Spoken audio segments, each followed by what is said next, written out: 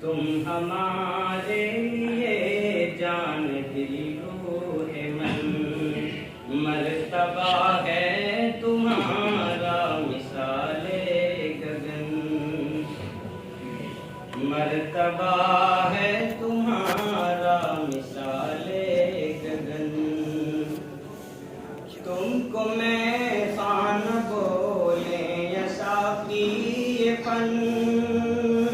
رشک گلشن کہیں یا کہ فخر زمن، رونق بزم یا زینت انجمن، گل کہیں ہم تمہیں یا سراپا چمن، غرض تم ہو ہمارے لیے جان تن، ہمارے لیے جان دل روح من، مرتبہ ہے تمہارا مثال گگن۔ شفقتوں سے پڑھاتے رہے تم ہمیں، راہ حق پر چلاتے رہے تم ہمیں، غفلتوں سے جگاتے رہے تم ہمیں، منزل حق دکھاتے رہے تم ہمیں، تم نے ہم کو کیا فخر دشت و دمن، تم ہمارے لیے جان دل روح من، مرتبہ ہے تمہارا مثال گگن۔ دور ہم سے جو ظلمت کی ہے آندھیاں،